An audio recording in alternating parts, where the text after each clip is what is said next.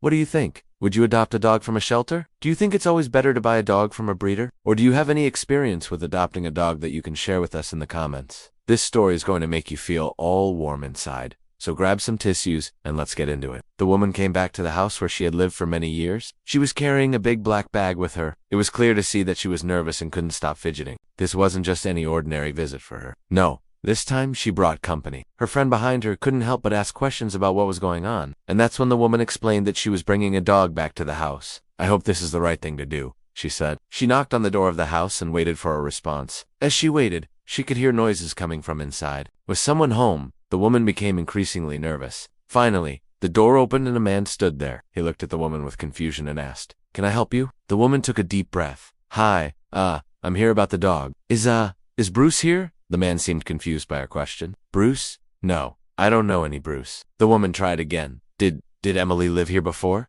Again, the man shook his head. "No, I've never heard of her." The woman's friend stepped forward and said, This is awkward. I'm sorry to bother you, but maybe you could tell us if Emily has lived here or if she has a friend named Bruce."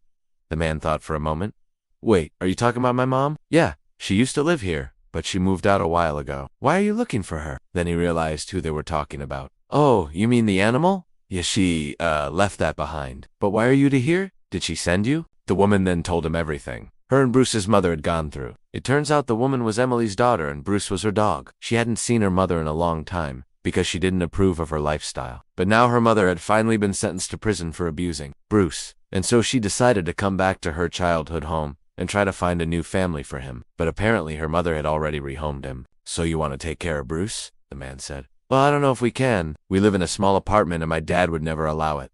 The woman's face fell. All she wanted was for her mother to be punished, but she also hoped that Bruce would get a second chance at happiness. It hurt her deeply that her mom had abused him, and now it seemed like she wouldn't be able to give him the life he deserved. But just then, the man turned to her and said, "Hey, how about I ask Dad myself? You can stay here until then." As the woman waited, she couldn't help but feel hopeful. Maybe Bruce would finally get the happy ending he deserved. However, her hopes were soon dashed when the man came back with a look of utter disappointment on his face. He said no, he doesn't want a dog, the man said dejectedly. The woman felt tears welling up in her eyes. She knew that Bruce needed a new home quickly, but she also knew that finding one wasn't easy. As she made her way to the car, she could hear Bruce whining in the back seat. She looked over and saw that he was struggling to breathe. "It's okay, Bruce. It's okay," she whispered, trying to soothe him. She knew that she had to do something to help him, even if it meant going against her own wishes. So she called up her friend and asked her for a favor. "I know it's short notice, but can you take Bruce in for now? I'll pay for everything." Her friend was taken aback, but she agreed to help out. However, little did she know that she was about to embark on a wild goose chase. When she arrived at the house, she found Bruce cowering in the corner of the yard. As she tried to approach him, he yelped and hid behind the bushes. She understood that he was scared and needed time to trust her, so she sat down beside him and started talking in a soft voice.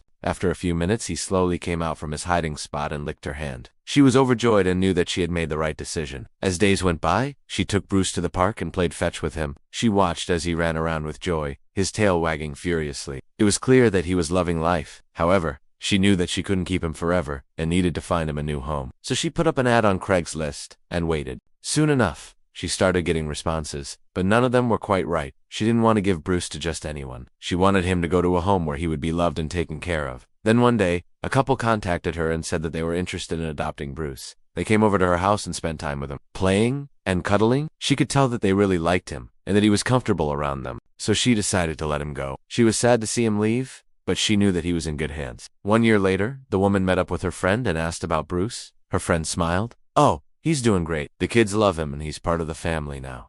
The woman felt a weight lift off her shoulders. She was so glad that Bruce had found a loving home. Meanwhile, Bruce's former owner, Emily, was finally being released from prison. She had served her time and was ready to start a new chapter in her life. However, she soon realized that things weren't going to be easy. She had made a terrible mistake in the past, and now she needed to make amends. She knew that the first step to redemption was apologizing to Bruce for what she had done to him. When she got home, she found Bruce waiting for her at the door. He looked at her with a mixture of excitement and confusion. She knelt down and hugged him tightly. "I'm sorry, Bruce," she whispered. "I'm so sorry for what I did to you. You don't deserve any of it." Bruce licked her face and wagged his tail. She knew that he had forgiven her, but she still had to make it up to him. She took him for a walk in the park and bought him a new collar and leash. She also promised to take him to the vet for a checkup. It was clear to see that Emily was a changed person. She was no longer the same woman who had abused Bruce. Instead, she was a loving and caring owner. who was committed to giving him the life he deserved. As the years went by, Emily and Bruce became inseparable. They went on walks, played fetch, and cuddled on the couch. Bruce was no longer the scared and abused dog that Emily had found. Instead, he was a happy and healthy dog who was loved and cherished. One day,